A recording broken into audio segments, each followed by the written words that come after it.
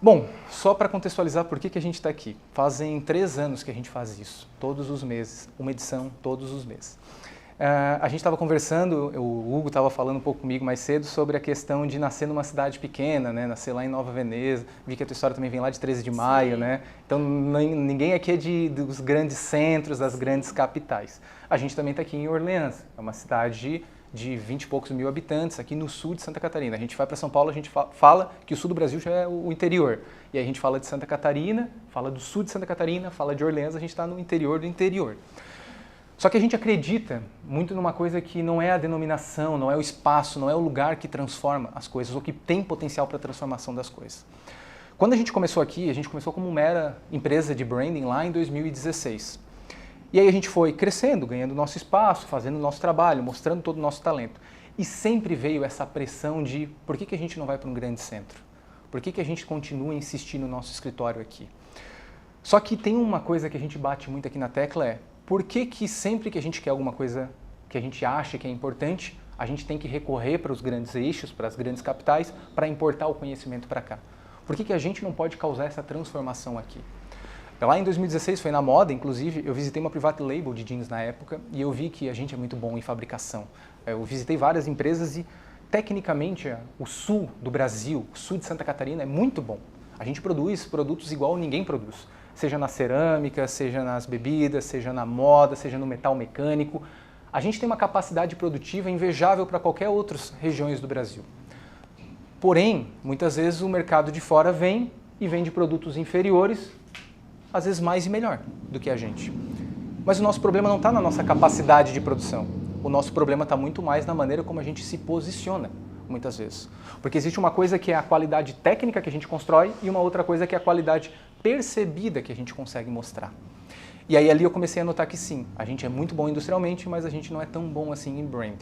E aí quando a gente nasceu lá em 2016, um dos nossos propósitos foi mudar essa cultura, transformar essa cultura de marca, fazer com que a gente comece a pensar muito mais em marca. Não é à toa que a gente traz convidados que estão à frente de grandes marcas, porque vocês conseguem mudar isso. Então o nosso papel aqui é ajudar nessa transformação. E aí para isso a gente começou a fazer esse nosso talk, para conseguir gerar um pouco de movimento. Todo mundo que está aqui ou está na frente de uma empresa, ou está liderando alguma indústria, e tem as suas dificuldades do dia a dia. Então o grande objetivo é a gente trocar esse conhecimento e sair daqui com novas ideias e aplicar essas novas ideias. Por isso que a gente continua fazendo isso e por isso que a gente agradece muito quem tem toda essa experiência e traz aqui para compartilhar com a gente. Bom, a gente nasceu disso. O papel nosso é fazer com que as marcas se tornem um ativo mais valioso das empresas. Só que a gente aqui vai sair hoje com um ativo muito valioso que é o conhecimento de todas as pessoas. Não só do Hugo, não só da Dai, mas de todas as pessoas que estão aqui. Da Gabi, do Gabriel, do Fernando, de todas as pessoas.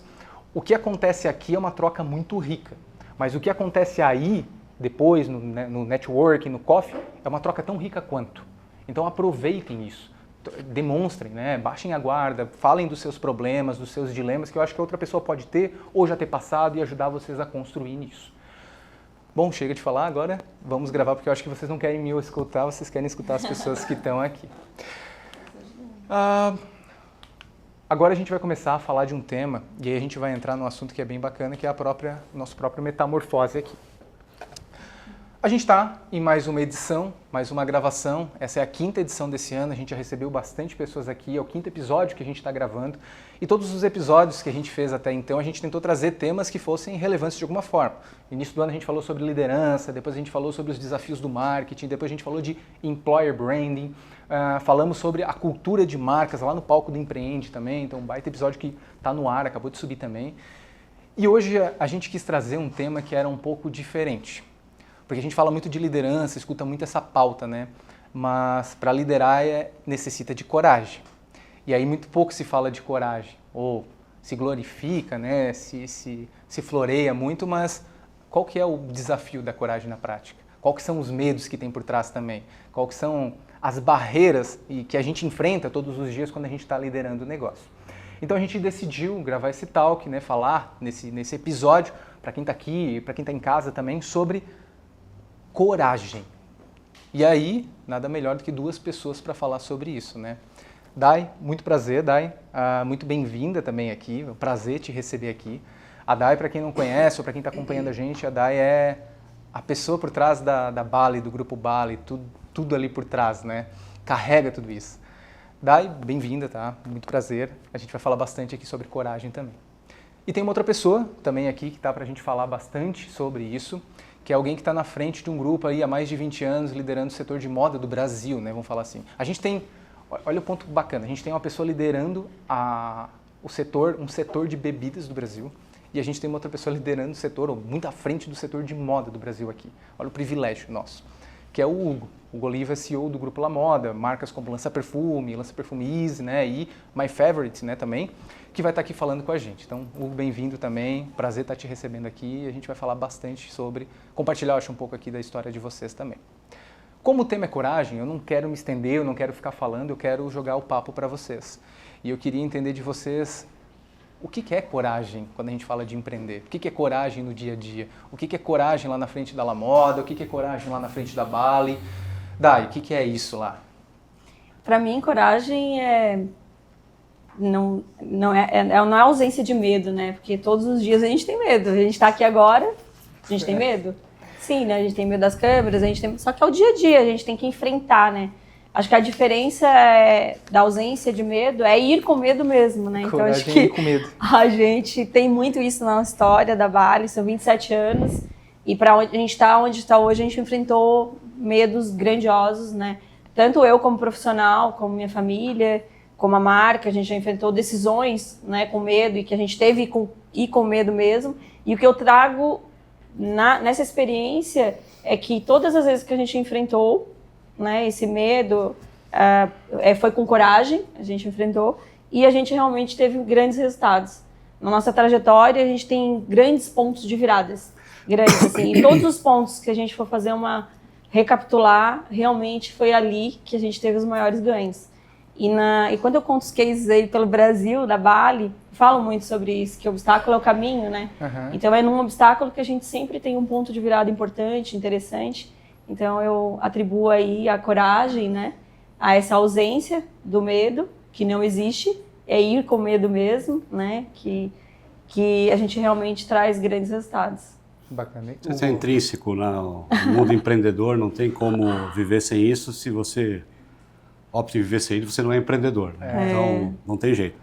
Não que às vezes seja bom ser empreendedor, né? Não. Mas é o tipo de coisa que a gente não consegue escolher.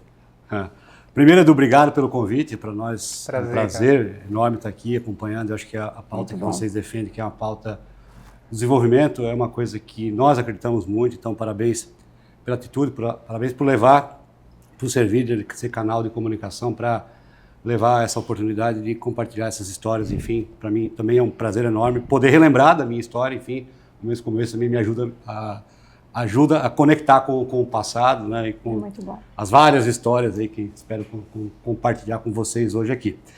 Coragem, para mim, né, que é coragem, né, talvez, o quê? Atitude diante do incerto, diante do desconhecido, diante do novo, né, acho que isso é coragem, né. É dar o passo, mesmo não sabendo direito o que vai acontecer. Pode complementar, depois te pergunto. Pois é, e eu acho que muitas vezes, até o fato de você... Tem aquela frase, né, de não sabia que era impossível, foi lá e fez, né? E acho que é um pouco isso, porque eu até brinquei, você fala do interior, né, e lá em Nova Veneza, é 13 de maio, hoje, assim, a maioria das fábricas lá são as nossas fábricas lá que produzem Lança Perfume. E engraçado nessa tua fala inicial, porque eu fui descobrir, eu era consumidor de marcas muito antes da Lança Perfume, a minha mãe já me ensinou assim, e eu fui descobrir que as marcas do Brasil, elas eram produzidas aqui. Uhum. As marcas que eu comprava, que pagava caro, elas eram produzidas aqui. Eu fiquei de cara quando eu descobri isso também. E eu não sabia. Eu ia nas fábricas, ia lá em 13 de maio, e estava lá a Carmin, estava lá a Elos, estava lá Calvin Klein, eu vi. A Calvin Klein, a Zump, na época, que era uma marca, eu vivi essa época. Né? Entregou a idade. E nós estávamos lá em Nova Veneza, numa região agrícola, né? E idealizando criar uma marca. Se a gente soubesse o que era isso, talvez não tivesse feito, né? E nem por isso foi motivo para a gente não fazer isso. Poxa, estava sendo fabricado aqui. Segundo meu pai, a parte mais difícil é fabricar. Estava sendo fabricado aqui. Então, vamos criar nós uma marca. Né? vamos criar nós uma história. Então, esse foi um pouco do começo, assim, depois teve várias histórias, mas ele chega lá daqui a pouco. Bacana. Bom que a gente vê nas duas falas, da gente entender bem, né, que coragem não tem nada a ver com ausência de medo, né? Ponto.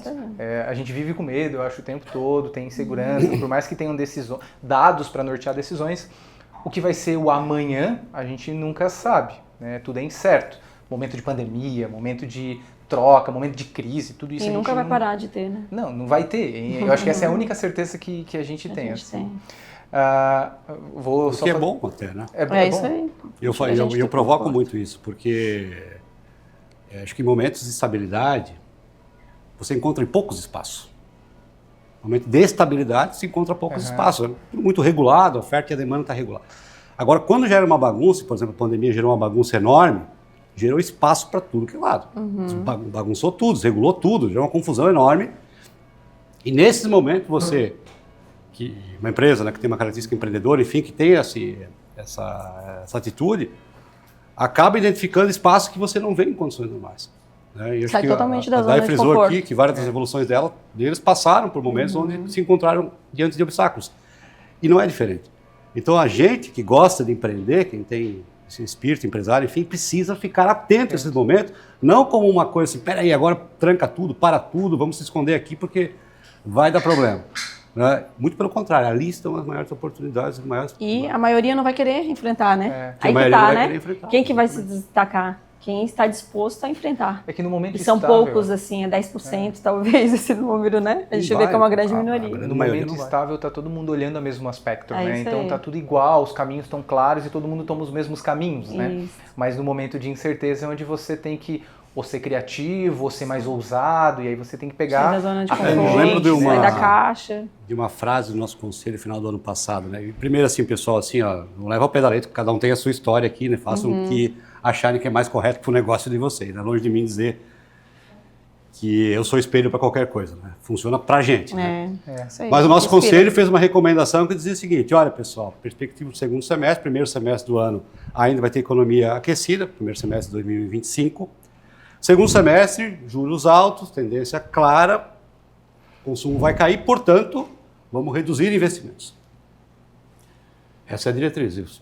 Mas justamente por essa razão que nós deveríamos aumentar os investimentos. E foi isso que nós fizemos. Então, em 2025, o que foi um ano que estamos aí com esses juros altos, um varejo muito complicado, enfim.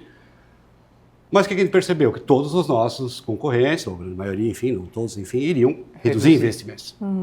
Né? Ou seja, se eu quero ganhar do mercado, porque não vai ter mais espaço, porque eu preciso tirar mercado do meu concorrente. Se ele vai investir menos, então eu vou investir mais. Por isso que eu fui lá e fiz uma Moda Experience, por isso que eu fui lá isso aí, muito bem. E investi fortemente em marketing nesse ano. Eu não, nós, né? Por isso que nós fizemos esse movimento. Né? Isso tem feito com que a gente consiga evoluir e crescer num ano muito difícil. Então, é muito esse contrafluxo, né? Que a gente não precisa seguir o fluxo. Tá todo mundo agora a maioria segurando, vai seguir, né? Vale uma reflexão. Às vezes tem que seguir o fluxo mesmo, né? Mas às vezes não. Mas aí tem que ter esse tato, né? Analisar isso. Dai, como é que é isso lá na Bali? Então, para nós foi muito parecido na pandemia. Na pandemia, a gente, enquanto todo mundo travou, né? Até os grandes players de bebidas, enfim, né? Todos os grandes players, eles trancaram os investimentos também no varejo. Então, a gente chama assim ponto extra, que é aqueles espaços, né, de visibilidade que existem nos mercados. Então, todos os players, eles cancelaram e deram as costas para o varejista. E a Bali, na pandemia, a gente fez um acordo. Eu e meu irmão, a gente conversou e disse assim, nossa, vamos na contramão disso. Enquanto todo mundo vai cancelar, nós vamos lá e vamos investir. Então, a gente fez investimento de 3 a 6 meses nos varejos e foi o período que a gente mais cresceu. Foi onde realmente foi grande destaque da Bali. Nos abriu muito para o mercado, né? Enquanto os grandes players não estavam lá na visibilidade, na jornada do cliente, em que ele ia rapidamente no mercado fazer uma compra, tinha que ser muito rápido. Quem é que ele via lá na gôndola, né? Quando chegava na porta da loja, ele via a Bali, né? Então acabou dando muita visibilidade, as pessoas já compravam o produto, nossas vendas subiram muito, nós crescemos mais ou menos na pandemia umas 8 vezes de tamanho a empresa. Então foi através do quê? Do medo. Né? No medo do desconhecido, mas, claro, com estratégia, né? Também não é com uma loucura desenfreada, ninguém pode fazer isso, mas com estratégia, como o Hugo falou. Você cria uma estratégia enquanto todos os outros estarão fazendo diferente, você vai se destacar. porque a maioria vai estar com medo, né? Então, a gente fez isso e hoje, realmente, a gente considera um grande avanço. Foi onde a gente se abriu muito, né, para inovação, foi onde a gente viu que o consumidor queria muito inovação, sabores novos, embalagens diferentes. Por quê? Porque a gente estava disposto, né, a estar olhando para essa jornada do cliente aí nesse momento, realmente, em que todo mundo não olhava. E tem uma coisa também que empresários, né, acho que precisam ficar muito atento, é o espírito, né? O espírito daquele momento, né? O espírito do tempo, que a gente costuma dizer, né? E na pandemia, teve, claro, todos esses espaços, oportunidades, mas teve uma coisa interessante que aconteceu, que foi a possibilidade de ficar perto dos consumidores. Porque como estava todo mundo trancado em casa, nas redes sociais, enfim, foi um momento que a gente conseguia se comunicar de uma forma mais direta, né? E isso é transformador, porque é o que todo mundo quer, né? Saber o que o consumidor está demandando. Porque se você sabe o que o consumidor está demandando, você tem um tesouro na mão, que é uma informação preciosíssima. Que até então era difícil. Que muitas vezes é muito difícil você conseguir encontrar isso aqui em escala. Então, tu perceber esses movimentos de conseguir ter uma entrega mais alinhada, né?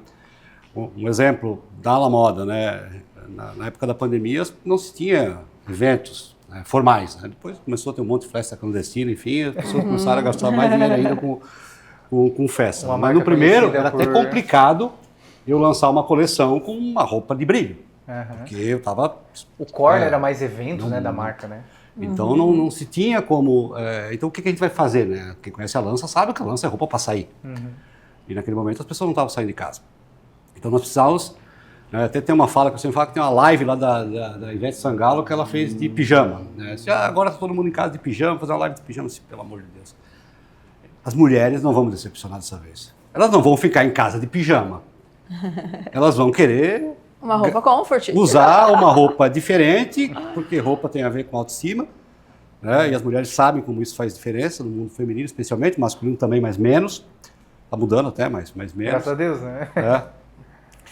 E elas vão querer se vestir bem, se vestir de forma ímpar, de forma singular, diferente. Então vamos criar uma categoria de produtos que é uma roupa para usar em casa, que é confortável, mas que é fashionista. Né? E assim nasceu a nossa Perfume Easy, que foi depois virou até uma marca independente, uma spin-off desse negócio, que foi criar uma roupa de fato que tivesse elementos mais fashion, menos básicos, enfim, porque nós não somos básicos, né? E acabou virando uma marca independente, descolamos da própria Nossa Perfume e hoje tem um canal exclusivo. Quer dizer, foi criada na pandemia porque a gente observou esse comportamento do nosso consumidor, né? E rapidamente conseguimos entregar um produto que fazia sentido para aquele momento.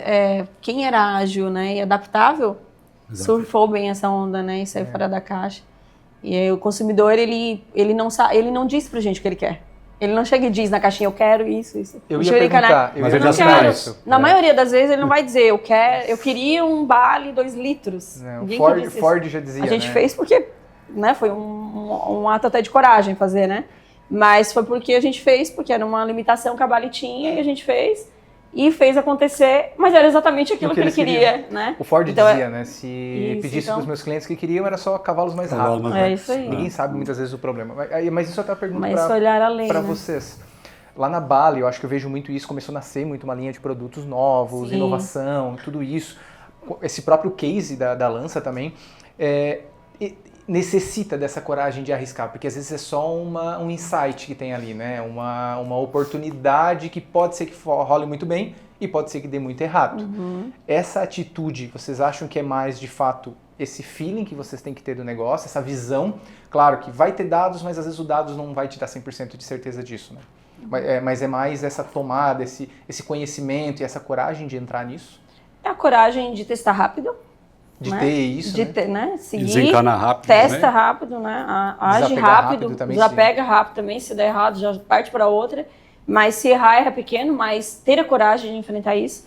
A gente tem um caso bem interessante que quando foi o primeiro energético que democratizou o mercado de sabores, a Bali, né, fez isso muito bem, o papel, e isso foi um pouquinho antes da pandemia, que foi quando a gente estava visitando o ponto de venda e a gente viu que a onda, essa moda do gin com tropical existia e existia uma limitação mesmo e uma escassez no mercado. E a gente trouxe o energético de 2 litros tropical, né? E foi um grande case, a gente cresceu umas 10 vezes de tamanho só nesse lançamento, né? Ninguém falou pra gente o que a gente queria, mas foi através de uma visita de PDV, de estar próximo do consumidor e que a gente viu uma falta, uma escassez. Então, isso transformou a empresa já na inovação em sabores no Brasil. Logo vem a pandemia. E a gente estava muito aberto à escuta ativa, muito próximo, né? Aí, visitando, ainda continuando a olhar para na contramão da concorrência, que é olhar de que forma que a gente poderia estar mais próximo do consumidor, entregando algo mais. A gente lançou o Melancia, através de uma escuta ativa de um comprador de mercado, falando, né, você deveria lançar uma melancia e tal. E aí a gente trouxe essa tendência que fora do país a melancia já era muito bem vendido e crescemos mais umas 7 vezes, através de um processo de escuta ativa. A gente foi ágil, rápido, né? Lançou, se adaptou, lançou em plena pandemia, onde ninguém queria lançar nada, né? Não lançar produto nenhum. Né? É ouvindo o cliente. E é ouvindo, colocamos, testamos, aconteceu e a gente se abriu a perceber que realmente o consumidor tinha mais algo a mais querer, né? Mais coisas, mais desejos escondidos. Aí depois a gente escutou também o barman, que ele é o cara que consome, ele é o cara que faz, já fala que é o shopper, né? Então o shopper que sabe o que o consumidor quer. Tipo, vamos parar para ouvir esse cara. Ninguém ouve esse cara, ninguém dá atenção para um barman, né? O que o consumidor quer agora, que momento? Então, a gente foi mais uma vez escutar. Então, a coragem de ouvir, de se abrir para uma escutativa do empresário também é muito difícil, né, Hugo? Às vezes, a maioria também não quer parar para ouvir as críticas que o mercado tem para te dizer ou alguma crítica construtiva, que é algo de um produto novo. Às vezes, as pessoas elas têm um pouco de dificuldade de ouvir. Sim, é muito de vender, de falar que é o teu produto, mas não se abrir, né, a ter um processo de escutativa, seja de um funcionário, seja de um vendedor, seja de um comprador. Então, a gente viu que aquilo ali era muito rico, muito valioso, né? E até hoje a gente acha muito transformador, a gente valoriza muito esse processo de escutativa. E aí foi nascendo. Hoje, desse processo de escutativa, estão os nossos maiores cases de produtos que a gente ouviu alguém, né? Ouviu um consumidor ou alguém que nos disse algo brilhante. E tem uma passagem interessante, muito parecida com o que aconteceu com a gente na pandemia também, né? A primeira coisa que a gente identificou naquele momento é que nós precisamos estar próximos dos nossos clientes, porque lá a gente vai ter as respostas para esse labirinto que estava enfiado. Ninguém sabia o que ia acontecer. E a Bruna, minha irmã, né, que conhece a Bruna, grávida, inclusive, né, pegando o avião, inclusive, e indo para fazer esse atendimento. Eu também fiz muito isso. Com os clientes e me mandando vídeo dos clientes reclamando e... Assim, cara, eu olhava aquilo e falava assim, dá uma dor de estômago, assim. Tá indo ali para ficar ouvindo o cara reclamar? Acho muito rico. Pois é, mas a gente levava muito esse negócio, até porque como o cliente sabia que a gente não escutava, o cliente já vai armado. Então ele não vai conversar, dar feedback, ele vai reclamar, vai agressivo. Né? E aí você volta agressivo com ele e vocês ficam se brigando aí. Fica uma guerra de ego, né? E aí, ao invés de a gente... Peraí, vamos se juntar aqui para brigar com o mercado? Não, a gente fica brigando entre a gente. E é muito comum. Comum demais. Quando a gente muda o mindset, fala assim, inclusive os clientes tinham um grupo de WhatsApp que eles ficavam entre eles para um reclamava do negócio, aí o outro lá e dava uma manada. Isso lojistas ali. Lojistas, eles tinham um grupo de WhatsApp para reclamar. Entre eles, para se organizar para reclamar para a fábrica. Assim, por que eles não falam para mim? Por que eles têm que ficar num grupo de WhatsApp falando com eles? Os caras não estão encontrando espaço para falar com a gente. Vamos criar um espaço para que eles possam falar comigo. Né? E aí a gente faz um movimento, cria lá um programa específico, né, chamado Multiplica, enfim, com essa finalidade. E, dentre várias alavancas, uma delas é, de fato, esse espaço para conversas francas, diretas. Legal. Inclusive, temos um evento lá em Minas Gerais, próxima terça-feira. Tem uma parte desse evento que a gente fala lá que é saia justa mesmo. Agora vocês vão falar tudo que está ruim. Estou eu aqui, o Hugo, a Bruna aqui, a Bianca aqui, está todo mundo na empresa. Falem. Falem.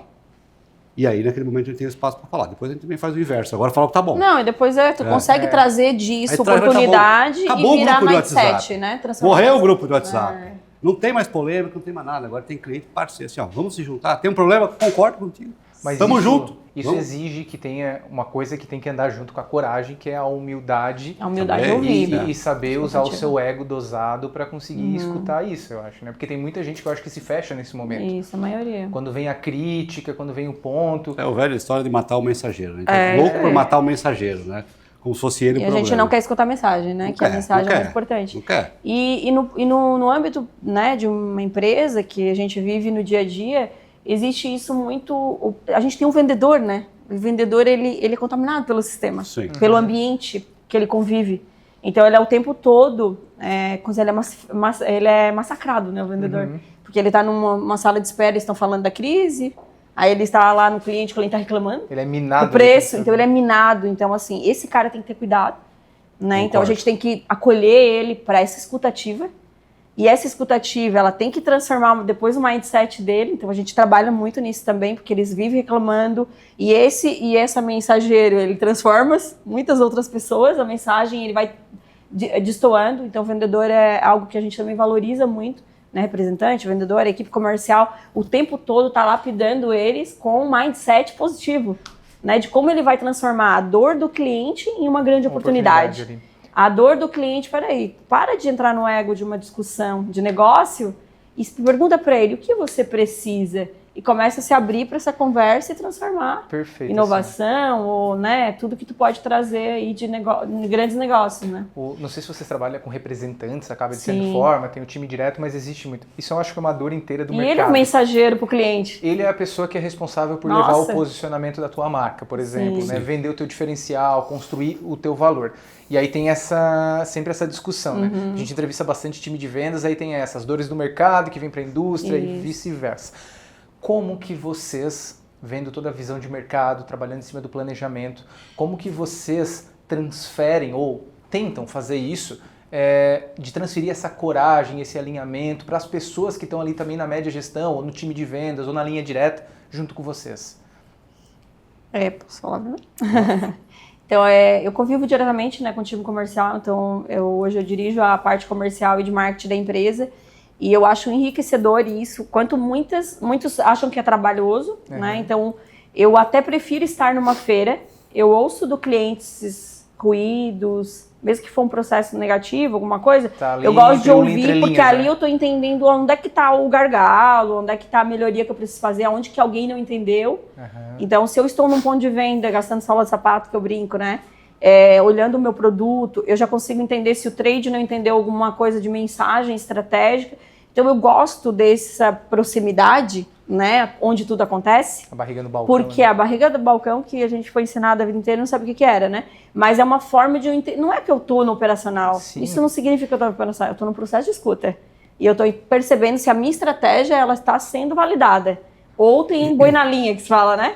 E aí, dali, nasce os treinamentos, nasce, às vezes, de ter que ir para uma região, porque tu está sentindo que o ruído está maior, porque vai várias fontes, né? Negativas aí de alguma coisa que está acontecendo, ou o time, ou do próprio cliente, ou alguma coisa não ficou entendida. Eu gosto muito desse processo. Tanto que semana passada eu fiquei 2 dias no Paraná, diretamente com meus representantes. Eu não preciso mais fazer isso? Não. Eu tenho gerência, tenho diretoria, tenho pessoas para fazer isso. Né? Mas eu sei que o Estado tinha algo que era um ruído que eu precisava me aproximar para entender. Eu fui lá, tudo que eles diziam que era, não era. Foi jogado fora tudo que eles falaram que era. Não era. Era paradigmas, era crenças, coisas que eles criaram, saíram de lá transformados com outro mindset e já produzindo essa semana de outra forma. Por quê? Porque é preciso estar próximo. Então, vira treinamento, vira processo escutativa. Quando você vê que está mais grave, pula 3 casas, né? Volta para o treinamento, né? Ou define a estratégia nova, treina os líderes, enfim. A gente faz muito isso, assim, a gente valoriza muito esse processo de estar próximo e quando é com o cliente, através das feiras, através de uma ligação aleatória. Eu faço isso de vez em quando, assim, né? De ligar para um cliente aqui da região, como está o meu atendimento, como está, né, o time, como está o produto, tem alguma coisa? Por que a gente não gosta de ouvir, né? Então a gente tem isso. Né? E uma coisa interessante que a gente fez diferente lá, porque... que é acabar com o telefone sem fio. O que a gente costumava fazer antes, né? Eu falava para o diretor, que falava para o gerente, que falava para o supervisor, que falava com o cliente. Isso não funciona. Aí no meio, né? Isso não funciona. Então esse negócio eu vou... Assim, não adianta. Algumas mensagens, elas precisam ser faladas por mim, pelo CEO, ou por uma pessoa que representa de fato a essência daquele negócio. Outras não, outras são delegáveis, né? Esse processo de conseguir ter um contato direto com o cliente, ontem, domingo à noite, ontem, o cliente me manda uma mensagem lá. vocês abriram um concorrente meu aqui na minha praça, em Macapá e tal, queria entender esse processo, porque eu não fui avisado, enfim, porque eu não comprei a última coleção, mas né, eu quero continuar com a marca. Bom, você já acabou de falar, você não comprou a última coleção, né? Então você abriu mão. Então o fato de ela mandar uma mensagem domingo à noite, e eu mesmo responder domingo à noite ali para ela, imagina ela falando com o supervisor, para falar com o gerente, como essa mensagem vai chegar totalmente distorcida. Como e quando, né? E às vezes nem chega. Então com isso a gente consegue... E também é uma mensagem positiva para o cliente, para ele entender que ele pode conversar de igual para igual. E é isso aí, isso é legal, uma conexão genuína, né? Então a gente fala assim, como é que a gente faz com que o time... Não, acho que é menos para o time ser um reportador, mensageiro, e mais para o time, junto com você, estar alinhado no discurso. Mas você não sai de campo para que o time entre, né? Você é o time. Nós somos o time. Não tem esse negócio de que com o Hugo você não fala. É isso aí, nós também não temos. E isso faz toda a diferença.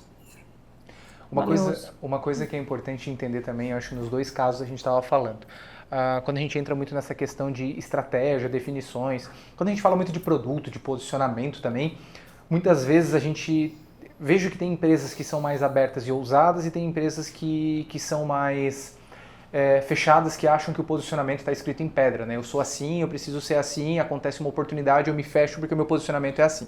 Só que também tem algumas que às vezes não conseguem ter um norte muito claro e vão para todos os lugares, né? Abraçam todas as coisas. Eu acho que o caso tanto da Bali quanto da La Moda são casos bem sucedidos que não desperdiçaram oportunidades.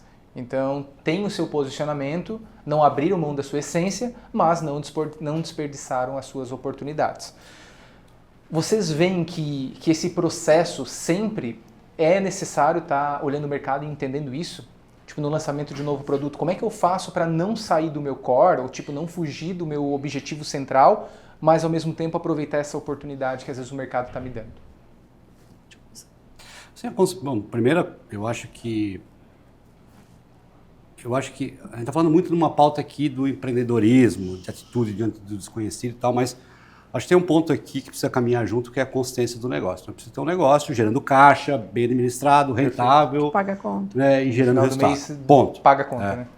Porque senão, e muitas vezes a gente, às vezes, pelo ímpeto de querer empreender, investir, você esquece um pouco essa parte e depois ela acaba impactando todo o resto. Então, acho que esse nível de maturidade precisa existir. Segundo, o seu core, aquilo que é mais importante, que é a vaca leiteira, precisa ser respeitado. Então, mesmo que hoje uma estratégia, uma nova marca, um novo canal, uma nova iniciativa, ela precisa acontecer, de fato, de um jeito que ela não vá tirar o foco daquele que é o negócio que gera principal. Caixa ali, né? Então, esse cuidado também precisa existir. E especialmente quando, às vezes, uma empresa tem uma veia muito empreendedora, às vezes aquilo que está funcionando a gente tem que meio de lado, porque já ficou chato, repetitivo, né? E vamos em busca do novo, né? E aí aquilo lá que depois dá problema. Então, também é um cuidado que a gente precisa estar toda hora se policiando, porque acho que com o tempo a gente entende a necessidade de continuar empreendendo e tendo iniciativa positiva, mas sem essa necessidade de errar tantas vezes, porque a gente erra pra caramba também, né? Erramos muito. Então é como errar menos, né? Enfim, né? Mas não tem jeito, né? Não tem jeito, não tem como empreender se você não está disposto a lidar com o erro. Nem entra, né, no jogo, nem entra no player. Porque isso é comum, vai acontecer várias vezes, enfim, daí tá tudo certo, né? Só você precisa acertar mais do que errar, né? Acho que nosso papel de líder é ser guardião da cultura, ser guardião da estratégia e estar sempre de olho, né, se realmente não estão indo para um outro lado. Nós trabalhamos com vários canais. Né? Eu tenho o canal do varejo, do cash, né? O cash que se fala é atacarejos, né? Enfim, o varejo, eu tenho distribuidores, eu tenho os mercados pequenos, muita gente pergunta, por que a Bali não está lá em todo lugar, tal, porque nós temos uma estratégia hoje. A gente tem o sonho, nossa missão é estar em todo lugar, certo? Estar em todo lugar é um padrão de estar em todo lugar que tem bebida. É o nosso sonho, mas eu sou guardiã da estratégia, que o que paga a conta, né, e o que define o nosso modelo hoje e o que faz o 80-20 da empresa é o atendimento para esses canais que a gente definiu. Volta e meia eu vejo um representante indo por um outro caminho. Eu estou lá na ceteria, Cara, não é a minha estratégia hoje ainda, né? Não é aqui. Então, assim, o guardião dessa estratégia é bem importante nós líderes, né? Tá sempre de olho para poder, né? Trazer de novo aí pro campo de treinamento, né? E trazer de volta. Mas sem deixar de inovar, sem deixar de testar, né? Mas realmente isso é bem importante. Ter esse core, um pouco de inovação, mas inovação. Não esquecer dessa sua essência. E manter o foco. Né? Manter o foco. Sobretudo. E na vida pessoal? Hugo, Dai, falem um pouco de ações, do que é ter coragem, nas histórias de vocês pessoais, assim, que momento que vocês tiveram que tomar uma decisão difícil, seja na carreira, seja em escolher vou ou não vou para a empresa da família. Contem um pouquinho sobre isso também. Então, eu tenho um episódio bem interessante. Eu era financeira. Em 2017, eu era financeira. Estamos juntos, e sou a gente contabilista. Meu Deus, nós estamos parecidos. Por isso que estava falando que tem que bater o caixa no final do mês. Nossa, eu era financeira, aí a gente estava vivendo uma crise. Perdemos muito share, perdemos mercado. E eu fui convidada para ir para o comercial. Do financeiro e marketing, comercial. Primeiramente, eu chamei todo mundo de louco, né? Porque, gente, eu financeira e comercial, nunca fui em cliente, até pelo fato de ser a mulher, né, da família, a única mulher da família, eu nunca tinha me liberado, assim, para mim, tanto para cliente, visita e tal. E aí foi bem interessante que eu assim, não, olha, faço esse papel para salvar a empresa, para ajudar a empresa a não ir pro buraco, né? Mas logo em seguida a gente contrata alguém aí para manter e nunca mais saí do comercial. Me apaixonei por isso e eu precisei ter coragem, né, para ser protagonista da minha história, porque realmente era um mundo desconhecido para mim, né? Eu tive muito medo, precisei muita coragem para enfrentar, né? Porque era viagens, né? Assim como a Bruna fez aí grávida, então, enfim, terminar... Eu acho que eu lembro de viagens que eu fiz para fora até do país, grávida de 8 meses, pedindo autorização para médico para liberar para eu ir. Então, eu tive que enfrentar um mundo à parte, né, para estar onde eu estou hoje. Mas eu acredito muito que a gente tem que ser protagonista da nossa história, a gente tem que enfrentar mesmo os medos e os desafios, se a gente acredita num propósito maior, né? Então, a gente sabia onde a gente queria ir desde que a gente traçou esse plano de 2017, ali onde ocorreu essa mudança de mindset da nossa parte, da sucessão, que houve comigo e com meu irmão.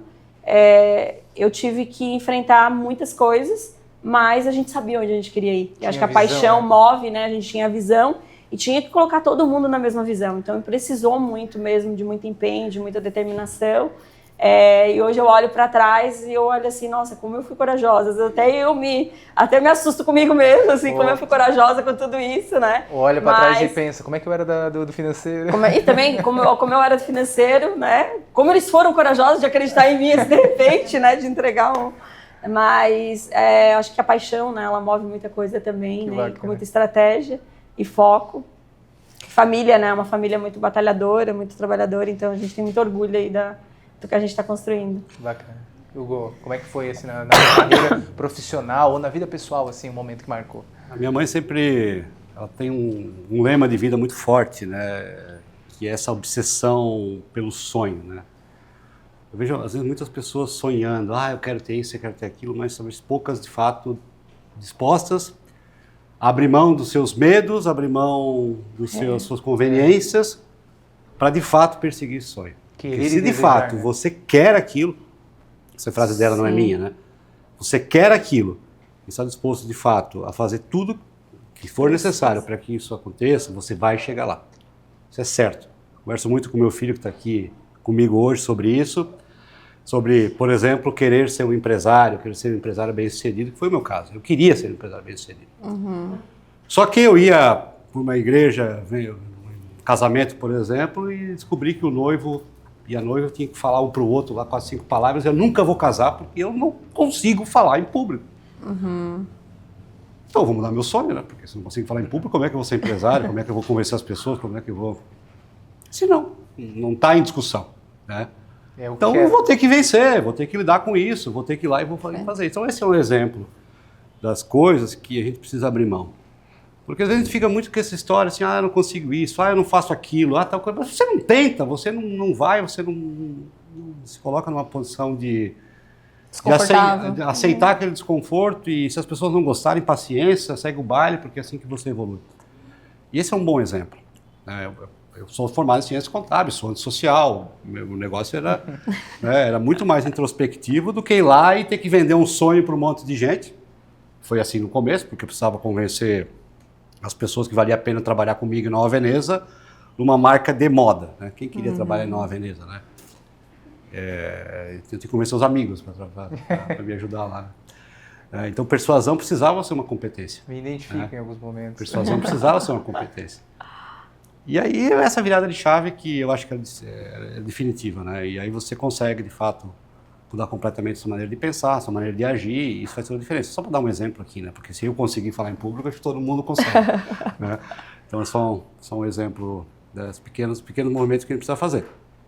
E claro, né? Então, uma empresa familiar, deve ter acontecido com a Dai também, né? Os teus pais criaram um negócio? Sim. Meus pais criaram um negócio, filho novo, imagina, com 17, 18 anos lá, já... não foi fácil, né? Foi muito difícil, um conflito de geração muito diferente, né? E eu acho que também essa... Como foi assumir esse papel lá, Hugo? Foi muito difícil. Muito difícil, acho que meu pai e minha mãe têm a cabeça muito aberta, tá?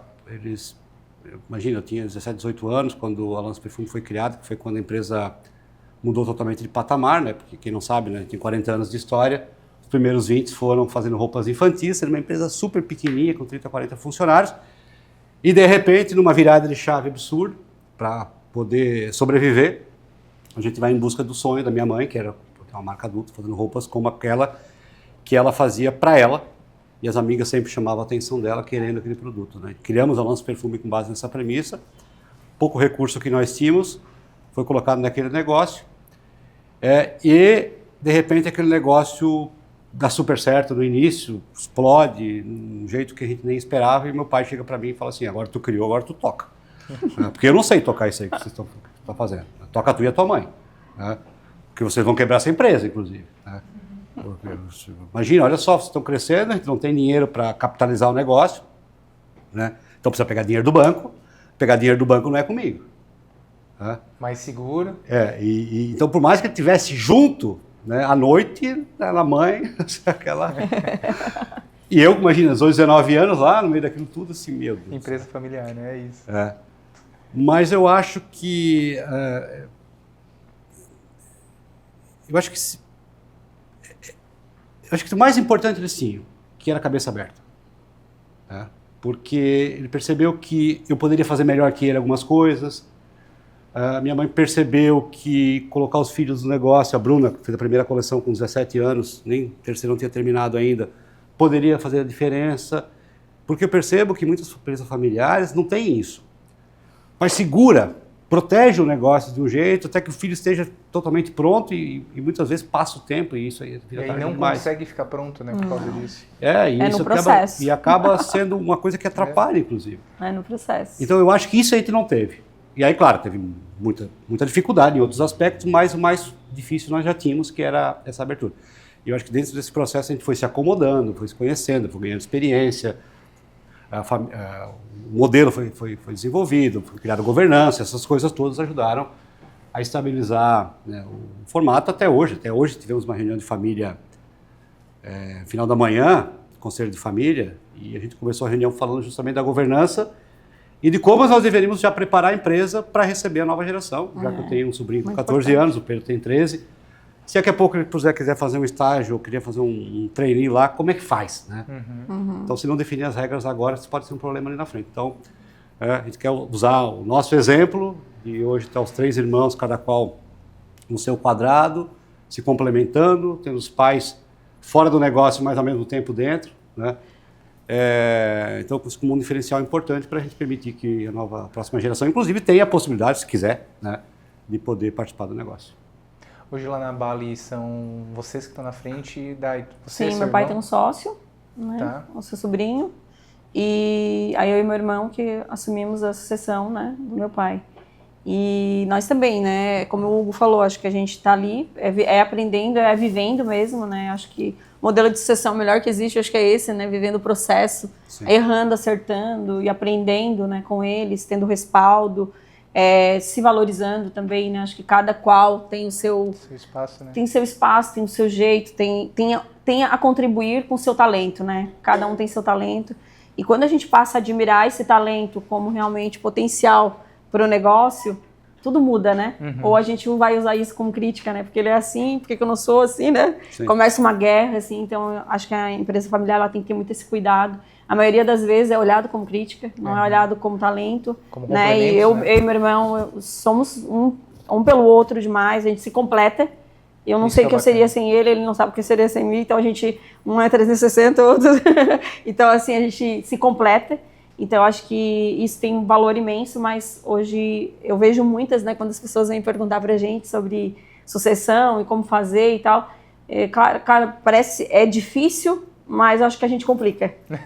Sabe, é difícil, mas a gente complica mais do que deve. Concordo. Né? Então, acho que a gente possa se abrir mais para o empreendedorismo nesse formato, né, de olhar para modelos em que, como, né, da Lance Perfume, que cada um com seu talento, ali, né, entregando tudo que pode, né, e se completam, né, e acho que isso são grandes cases e é um dos maiores desafios do empreendedor hoje. Que bacana.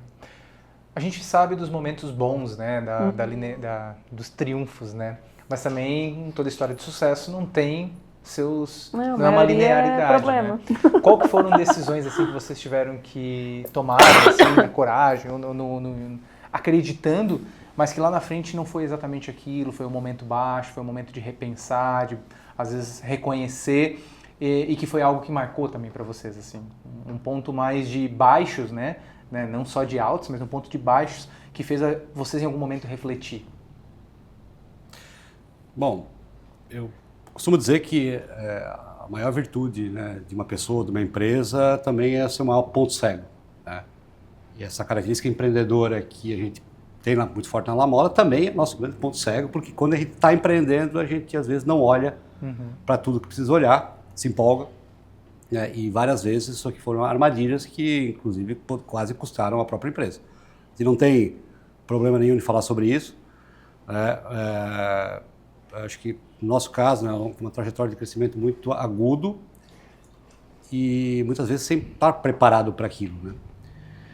E numa cadeia de moda, se você perde ou erra uma coleção, você compromete o valor daquela coleção. O cliente não quer mais receber aquele produto, ou quer receber com desconto, ou quer devolver. Né? E isso aqui compromete sobremaneira um negócio de capital intensivo, né, com um ciclo financeiro longo, e um erro pode sacramentar o negócio de uma maneira gigantesca, né? E te aprende da pior maneira o que é o Brasil, né? E o custo do dinheiro quando a gente precisa de fato dele, né? Então, em 2016, num processo como esse, uma troca de sistema, a gente perdeu uma coleção, a gente não conseguiu faturar uma coleção. Isso aqui gerou um efeito cascata que a gente não estava preparado. E, imagina, estava ganhando, de repente, bum, né?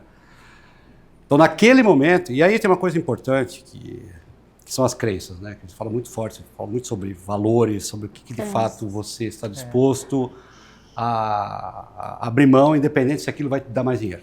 Né? A não abrir mão, na verdade, né? Mesmo que aquilo vai te dar mais dinheiro, que se chama valor, né? Então, nossos valores, nossa essência, nosso propósito.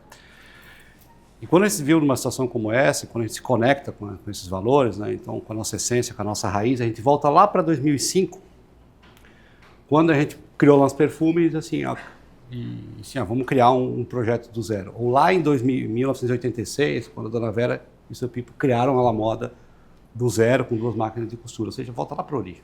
Como é que a gente fez lá no começo? Vamos fazer de novo. Né? E aí você vai lá, volta 10 casas, no tabuleiro, você volta e 10 casas. Voltando 10 casas. Assim, vamos ficar triste, chateado. Poxa, eu estava aqui na frente, volta 10 casas. Né? Quando você voltamos 10 casas. Vê, né? Se reconecta com a sua cultura.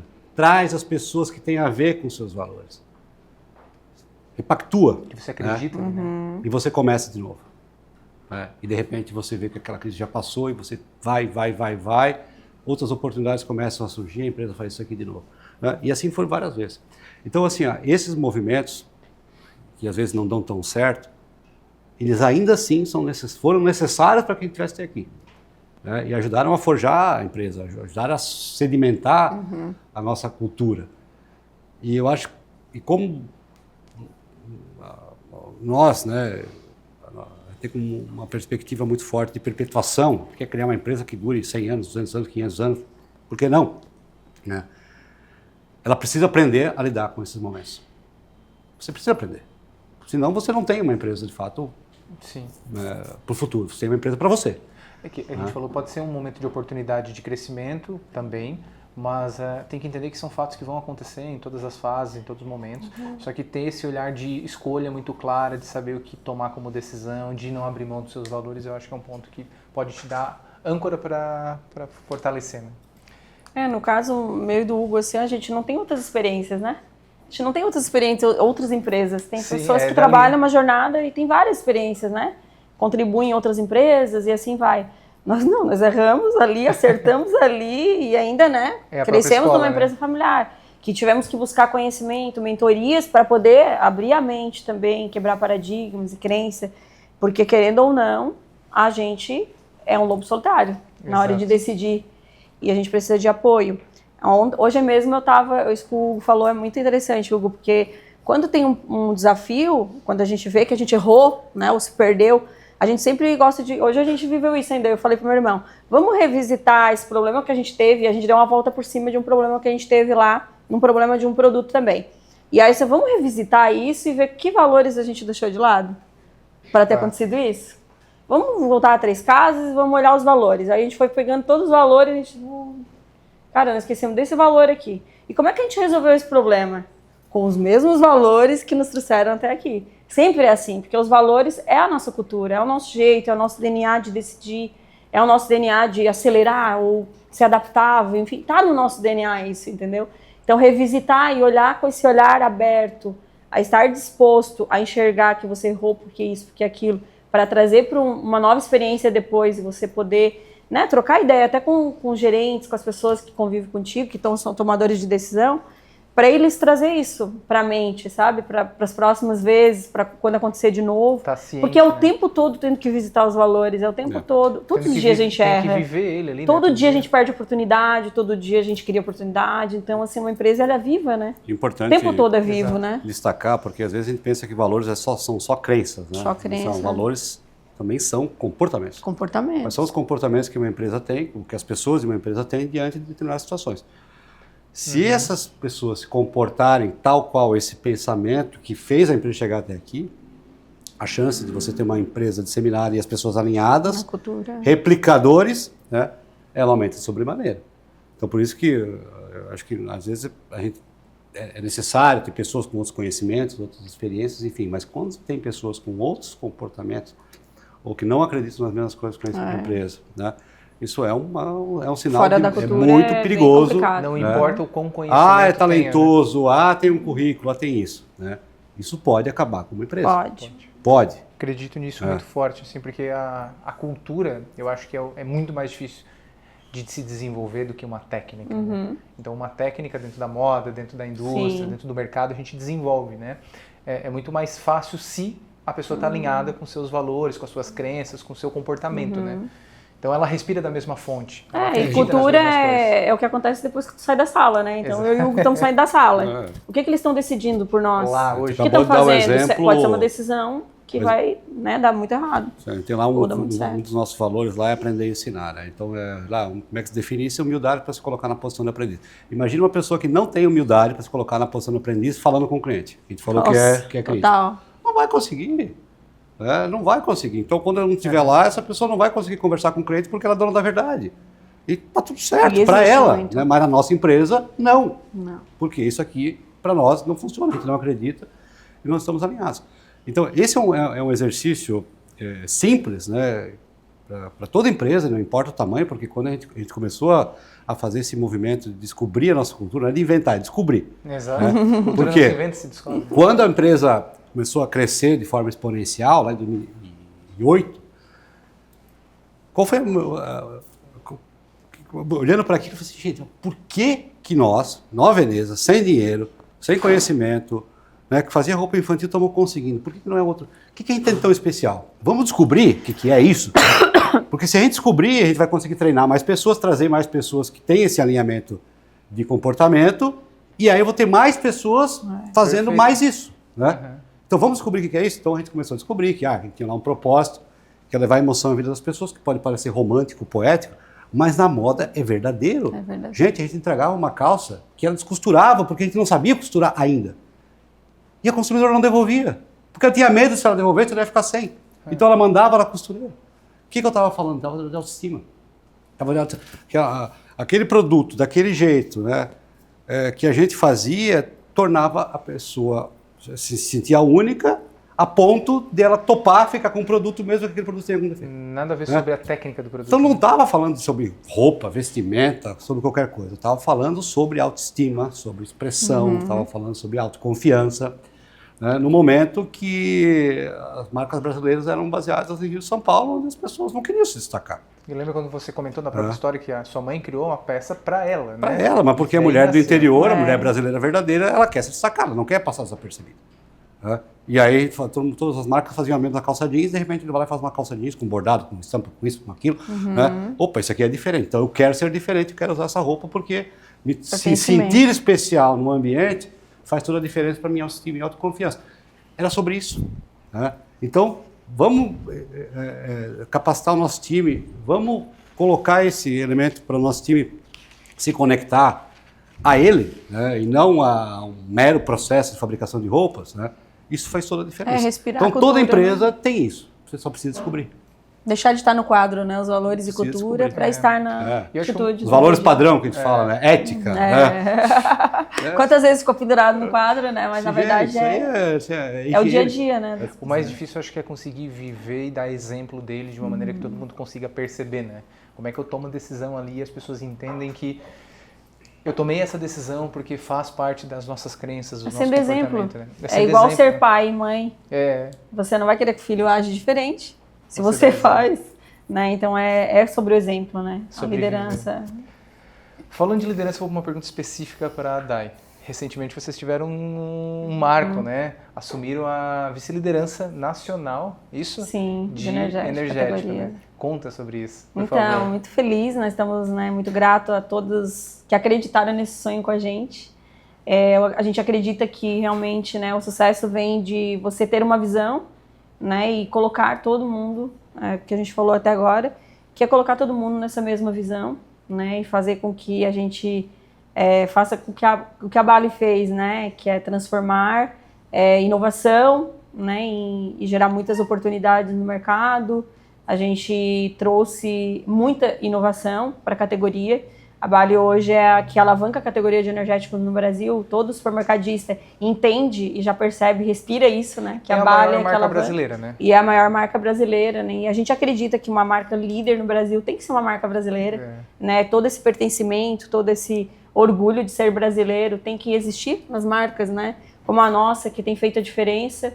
A gente tem muito orgulho de ser uma empresa catarinense, está trazendo toda essa história, né, de uma história de uma empresa familiar, com muita garra, né, e a gente não vai parar de inovar, não, tem muita coisa para acontecer. Recentemente a gente lançou o primeiro energético proteico, que é de novo olhando para o que o consumidor precisa, né, é cada vez mais a gente como consumidora olhar o que eu preciso além de tomar um energético gostoso, saboroso, qual que é o próximo que passo? Vai me dar energia, o que eu preciso além disso? Peraí, eu quero também que tenha proteína, para mim não precisar tomar minha proteína de manhã. Por exemplo, eu como consumidora não tenho mais tempo de tomar um whey de manhã. Então eu já posso tomar junto já com tudo que, né? Então eu acho que cada dia mais trazer essa facilidade, né? Sem deixar de ser, né, um produto maravilhoso, gostoso. E a gente tem trazido muito pertencimento, assim. As pessoas valorizam isso. Eu acho que a geração que está vindo, né? E a geração que já existe, ela é, né, moldada a esse pertencimento, ela quer isso. A Bali tem sido a marca do momento, a marca que é amada por esse público. Nossas crianças, elas já conhecem a marca Bali como a marca de energéticos. Tem produtos conhecida, a gente já tem, né, um acesso a elas através do Bali Kids. E a cada dia mais, né, transformar a inovação para conquistar cada dia mais o público. Eu vi que ultrapassou a Red Bull, né? Sim. Que a Red Bull a gente conhece, tal, austríaca, enfim, multinacional. E aí eu acho que é só a Monster que é americana, né? Americana. A Monster é da Coca-Cola. É da Coca-Cola, né? Então, poxa, parabéns. Sim, sempre foi referência, né? Acho que Coca-Cola é padrão Coca-Cola que se fala, né? É um padrão em que a gente se espelha e temos que ter referências boas para buscar. E ultrapassar a Red Bull no Brasil, para nós é muito orgulho, né? Porque também sempre foi uma referência. Eu acho que para todo mundo do Brasil é um orgulho já. Eu acho que isso só reforça, né, que o trabalho... E que o trabalho é realmente... a gente tem que sonhar e buscar, né, e fazer acontecer. E que o impossível é só uma questão de opinião, né? Porque muitos falaram pra gente que a gente era louco quando a gente falava sobre esse sonho, sobre essa... Quando a gente almejava, né, estar onde a gente está hoje. E é só uma questão de opinião, é só fazer acontecer. Caramba. Fazer o que tem que ser feito, que se fala. Fazer o que querer, né? E estar disposto a abrir mão de qualquer coisa por isso, né? É isso aí. Hugo, 2 pontos também, 2 questões que eu acho que são cases bem de sucesso dentro da LaMotta, assim. Uma recentemente a My Favorites teve um reposicionamento, assim, uma mudança, né, tão grande. O que isso significa para a marca? Então, My Favorites, para quem não conhece, foi criada em 2016, inspirada na minha irmã Bianca, em 2018. Eu sempre vi a marca da Bianca. Assim. Que ela estava na Califórnia, ela teve a chance, diferente de eu e da Bruna, ela teve a chance de estudar, foi para fora, fez marketing, enfim. Né? Nós não conseguimos, não tivemos essa opção, mas ela, não, vai para fora, vai ser diferente. Né? E lá ela se descobriu youtuber, fez um monte de coisa, enfim, né? Aprendeu um pouco a técnica. E nós tínhamos a marca aqui que era inspirada nela, mas que não vendia nada. Né? Quando ela retorna para o Brasil, quando ela regressa depois da faculdade, e era por volta de 2020, na pandemia, né? Estava com dificuldades ainda, e ela já, quem conhece ela sabe que ela é bem ativa nas redes sociais, agora no TikTok, enfim, né? Criador de conteúdo, enfim, muito cômica, inclusive, diferente de nós. E na pandemia, assim, cara, precisa fazer essa marca virar, porque senão tem que acabar com essa marca. A gente tinha, inclusive, descontinuado uma marca na pandemia e tal, e aí, vamos descontinuar, não vamos descontinuar? Eu disse, não, dá para mim. Ela assume a marca e se conecta à marca. Né? Fala assim, já que vocês se inspiraram em mim, então daqui a marca para mim, vou ser a figura de proa dessa marca e vou para o front. Né? E aí começa aquela onda de conteúdo em cima da marca, cria essa personificação, e essa personificação faz com que uma marca que estava apagada, de repente começa a aparecer, e eu começo a observar aqui, gente, mas como, né? E muito bom, porque daí não preciso mais contratar a atriz, eu já tenho dentro de casa quando eu quero, né? Começar a contratar lá a atriz da Globo ou a influência XPTO, 4, 5 conteúdos me custa zilhões, né? E depois vai embora e esquece de mim. Então, né, ter uma marca personificada, alguém que pode toda hora criando conteúdo e se misturando junto com a marca, é o que há, né? Inclusive, depois a gente usou o próprio exemplo dela para fazer na nossa perfume a mesma coisa. Então, a nossa estratégia de construção de portfólio foi feita em cima disso, por isso que a gente se posiciona como um grupo de marcas que criam experiência, marcas personificadas que criam a gente viu esse experiência. Né? A Bali faz isso, a Cimétrico, lá, o João. Pessoas comprando de pessoas. Exato. Pessoas querem conversar com pessoas, não com coisas. Né? E moda, então, nem se fala. Né? Então, a Mai teve uma ascendência gigantesca da Bianca, enfim, capitaneando e tal. Até chegar um certo momento, aí a marca quase quintuplicou de tamanho, ficou gigante, mas chegou no momento que estagnou. Né? E aí a gente percebeu que precisamos dar um próximo passo, porque a Bianca já não era mais uma menina, é uma marca personificada, né? Mas as duas coisas já não estavam mais conectando uma com a outra. Né? E a gente percebeu que a marca não estava mais alinhada à proposta de valor que a própria criadora estava seguindo naquele momento. Então fizemos esse reposicionamento agora recentemente, que mexeu em quase tudo, né, na marca. Mas o mais interessante desse processo foi, quando a gente estava construindo, enfim, né, vamos fazer isso, vamos fazer aquilo. Tá, mas gente, acho que antes de dizer o que a gente precisa construir, nós precisamos saber exatamente qual é o diferencial que a gente vai entregar. Porque isso tudo que a gente está fazendo, todo mundo tem já. O que nós temos de diferente? Né? O que nós vamos fazer de diferente? E aí é uma história bacana, porque a gente achava que a Mai, e acha, né, que essa marca tem muito a ver com tendências, né? Com identificar tendência e responder rapidamente. Só que o nosso negócio de moda é cadeia longa. Então eu começo a desenvolver uma coleção, ela fica pronta 14 meses depois que ela fica pronta tem que produzir mostruário, depois que produzir mostruário tem que mandar para o representante, que ele tem que vender no showroom dele, fica 8 semanas lá vendendo, né? E não tem como trabalhar com tendência. Então, para trabalhar com tendência, para fazer sentido aquele posicionamento, que de fato seria único se a gente conseguisse fazer, nós precisávamos encontrar um modelo produtivo e comercial que a gente conseguisse vender de forma digital e um dia Né? E fabricar em 30 dias, coisa que nunca tinha feito. Não, pronto. Comercial, o que tu acha disso? É possível. Imagina que o cliente vai comprar online, imagina que o representante vai comprar ideias. É tudo uma questão de criar desejo e escassez. Quando a gente faz isso, e agora mais recentemente, inclusive, com a Virgínia, fazendo a comunicação lá na casa da Bianca, criando essa identificação, que foi, para mim, the best, assim, um negócio incrível. A gente gera esse desejo, essa corrida, e aí não importa como você vai comprar. Abrir uma venda em 2 horas, acabou tudo. Até eu corri atrás de uns looks. Todo mundo precisava daquele produto, daquele instante, naquela hora. E a gente consegue emplacar. E uma vez que a gente emplaca, mesmo que seja uma parte pequena desse negócio, eu tenho o diferencial que eu tanto quero. Portanto, eu tenho um posicionamento para poder levar para o mercado, diferente de tudo que existe. Então, eu me posiciono como uma marca de tendência rápida. Tudo bem, 80% não é tendência rápida, mas 20% é. E eu me posiciono pelo que sou. Ninguém está falando que é, então eu vou falar que sou. E de fato sou, naquela parte daquele negócio. E isso cria de novo um diferencial. Aí o que acontece? Todos os clientes querem a marca que é tendência rápida. E aí uma marca que estava num processo de estabilização de base, né, de repente faz isso aqui. E aí tem lá a fila de clientes querendo comprar e não consegue, porque hoje eu estou com um processo de demanda e não consigo nem atender. Então, foi um movimento muito rápido. Também, nós estamos passando por isso com as inovações. Mas muito em cima, né, de um posicionamento certeiro, né, de encontrar um diferencial de fato, né, e não uma coisa genérica, enfim. Que o mercado está ditando, né? Isso é um ponto bacana. Comum, sai do comum. Eu vou só avisar o pessoal, a gente já vai entrar no momento de Q&A, então preparem suas perguntas. Eu vou fazer uma última definição aqui, uma última pergunta para os dois, mas já podem preparar as suas perguntas, tá? A gente já vai entrar nesse momento. Mas eu queria fazer uma pergunta que é: como agora, depois dessa nossa conversa, nosso papo, vocês definiriam de fato, ou dariam um conselho para talvez aquela pessoa que está ali com uma ideia de negócio, está querendo começar algo, às vezes inseguro, às vezes por não ter dados, às vezes por não ter informação, às vezes por não ter toda a experiência, vivência. Vocês que vieram de empresas familiares, construíram a escola de vocês dentro do próprio negócio, liderando e aprendendo, qual conselho vocês dariam para essas pessoas que às vezes quer dar o primeiro passo, mas não sabe como? Empreender é ter obstáculo o tempo todo. Se você partir para olhar como obstáculo, como paralisar, né, que é o medo que paralisa, nem entra. Né? Então, assim, olhe para os obstáculos, como a gente comentou aqui, como oportunidade. Se eu fazer diferente diante desse obstáculo, né, se eu ser fora da caixa, se eu pensar diferente do que a maioria pensa, né, o que eu vou ter de resultado? E assim vai, criar coragem e seguir. Eu chamo muito isso que o obstáculo é o caminho. Então, fazer dos obstáculos o nosso caminho. Muito a Bali tem isso muito forte na nossa história, deu muito certo, e é o que eu, né, sugiro.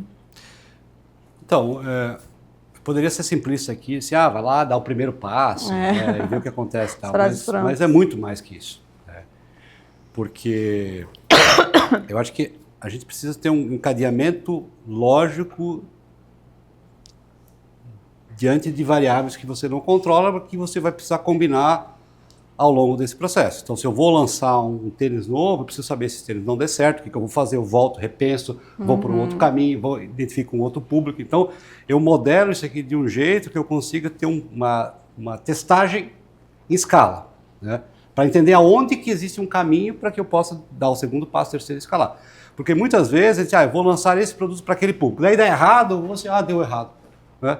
Cara, sim, você tem sempre um jeito de fazer aquilo funcionar. Sempre tem. Mas vai exigir muitas indas e vindas. Volta para a prancheta, volta para a prancheta. Né? E tem que ser esse processo. Então, essa resiliência, né, essa perseverança para lidar com isso diante de uma convicção, antes de abrir mão daquela ideia, precisa existir. Pode ser que ela não seja bem sucedida em todos os fatos, mas não é o primeiro movimento diante de uma primeira identificação de produto ou público que vai dar certo. Vai exigir muitas adaptações, muitas correções, muitas checagens. Melhoria. Né? E por isso tem que estar muito próximo do cliente ali para entender por que razão, por que cargas d'água aquele produto não emplacou. Até encontrar um caminho que pode ser o fio que você puxa e aí chega lá. O evento, né, o La Moda Experience que vocês fizeram, assim, veio muito desse objetivo de mais entregar valor para o consumidor, né, para o cliente, na verdade, para o cliente de vocês, ou mais para também ouvir, entender, ter mais próximo do cliente? Porque a gente sempre via muito no mercado um caminho de convenção, é de vendas, mas essa proximidade com o cliente é algo mais novo, que eu acho que foi até um bom case de vocês, né? É aquela história que eu falei no início sobre telefone sem fio, né? Então eu falava para o meu representante e dizia, você precisa fazer pós-venda, você precisa se envolver com o cliente, precisa levar conhecimento. Nada disso acontecia, né? No final do dia, eu queria só tirar pedido e ir embora. Assim, pô, precisamos conversar com o cliente, precisamos ser direto, precisamos desenvolver o nosso cliente. Então, ao invés de a gente ficar tentando mandar mensagem através de terceiros, através dos mensageiros, vamos criar um ambiente para que a gente possa construir essas ideias. Vamos criar, de fato, um evento que pudesse gerar uma imersão, que pudesse fazer os clientes interagirem entre si, trocarem experiências, acessarem conhecimento e viverem momentos junto com a gente, junto com as marcas, que ele, né, não teria. A ideia, de fato, de colocar, a gente colocou 1000 clientes lá no Constantino Santinho, durante 3 dias, o Fernando esteve lá com a gente, enfim, a Dai esteve lá com a gente, inclusive patrocinou, né? Sim, muito bom. Acompanhou o nosso evento. E teve esse espírito, né? Então a gente conseguiu não só apresentar as marcas do ponto de vista de coleções e desfiles que a gente já fazia, mas levou palestrantes, levou interações, levou workshops, conexão, levou treinamentos, levou momentos, experiências que promoveram durante aqueles 3 dias uma conexão única com o nosso cliente. E mais do que isso, né? O propósito foi um propósito nobre, levar conhecimento, desenvolvimento, mas de certa forma isso acaba impactando o negócio porque outros clientes querem fazer parte disso, querem ter acesso a isso. Sim. E se eles querem ter acesso, eles vão obrigatoriamente também me comprar, então eu vou vender mais também. Isso ajuda também a fechar conta e fazer o financiar o evento. Então, coisas desse tipo. Então, a gente cria uma comunidade, não de clientes, mas de fãs, de parceiros. Exato. Né? E ali junto a gente está discutindo como a gente vai se organizar para ganhar do mercado, do concorrente. E não como a gente fazia lá no início, eles no grupo do WhatsApp, querendo me matar. Que era o que acontecia. Tu faz um trabalho de entregar valor primeiro, né? Tá ali, gera conhecimento, sem nada em troca, mas acontece, né? É um movimento, relacionamento. Isso é tão valoroso que não muda nada do modelo de quando em 2017 eu assumi o comercial, que o meu principal papel foi se conectar com os clientes. Minha principal atividade era se conectar com os clientes. Então, né, viajei esse Brasil todo me aproximando dos clientes para fazer um processo de escutativa, se conectar com a marca, saber onde a gente queria chegar. Não muda nada, né? É um evento que fez isso. Mas a gente também pode fazer isso no dia a dia. De você fazer essa aproximação para ter um processo de escutativa, seja para inovar, seja para escutar crítica e transformar em oportunidade, né? Seja para fazer melhoria. Então, assim, é isso, gente. Essa proximidade com o cliente, ela tem um valor imensurável, que por muitas vezes a gente não está aberto. É até um case interessante que eu acho que vale a pena compartilhar aqui, porque muitas das soluções estão dentro de casa, né? Dentro de casa. E a gente tinha um problema lá, que é o velho status quo, né? Então, tinha lá, começava as vendas, ficava lá 8 semanas vendendo, aí o cliente resolvia comprar na 7ª semana, né? E o meu time de produção ficava esperando o cliente ir lá, fazer o pedido, e que me obrigava a fazer várias apostas, porque eu precisava produzir, gerando sobra, consumia capital, gerava um monte de deficiência, né? Do outro lado, o cliente reclamava que eu não dava prazo para ele, reclamava que eu não conseguia dar um markup melhor, reclamava que eu não conseguia ter um serviço diferenciado, mas com toda essa ineficiência eu não tinha nem recurso para isso. A partir do momento que a gente vai lá e faz um combinado. Então, vamos fazer um combinado? Então, faz o seguinte, você compra na primeira semana, eu te dou mais prazo, eu te dou mais markup, eu te dou mais tudo isso aqui. Né? Mas tu me compra na primeira semana. A gente bateu a meta na segunda. 90%. Assim, ó, o meu supply chain não produziu mais sobra. Ganhei eficiência, otimizei capital de giro. Né? Com isso, eu consegui devolver parte desse valor gerado para o cliente e ainda sobrou dinheiro. Ou seja, a solução estava dentro de casa. A gente só reorganizou o tabuleiro, a maneira como o cliente jogou. Não precisou vir uma consultoria, não precisou vir lá um grande... Né? Foi só um recombinado. Por isso que nada, né? Só a realidade ali. E tendo o cliente ali perto, eu consegui chegar para ele e falar, vamos fazer esse combinado em massa. Eu te dou tudo isso que tu me pedes, mas tu me dá tudo isso que eu preciso. E a gente se junta e vamos ser melhor juntos. Todo mundo vai ganhar. Aí vira uma parceria de verdade. Vira uma parceria, a performance do cliente cresce, o ele ganha. inteiro evolui, né? Não, todo mundo feliz a vida. Totalmente diferente. A gente poderia ficar aqui a noite. É ser feliz no simples. É ser feliz no simples. E foi muito simples. Então, as ideias mais geniais muitas vezes é só um ajuste, né? Não é nem uma reinvenção da roda, né? É só uma melhor maneira de A inovação, ela não está no extraordinário, no grande investimento. É a gente olhar para dentro de casa mesmo e de que forma que a gente pode inovar, né? um tipo de negociação, inovar um produto. É muito... Bacana. Parabéns. Gente, primeira pergunta, a gente vai ter poucas perguntas, já temos uma aqui na frente, a Laís está com o microfone, já temos outra aqui, vamos lá. A gente tem as outras perguntas. Só a Laís já vai entregar o microfone aqui para você, como a gente está gravando, então é... Só olhando aqui um pouco mais para frente, que eu não estava enxergando o Hugo. A minha pergunta é como é que vocês veem os próximos anos, que a gente ouve falar muito em crise, né? E eu ouvi vocês falando que a gente cresce na crise, só que quando a gente olha a época da pandemia, era uma crise um pouco diferente, né? Era uma crise onde o povo estava consumindo.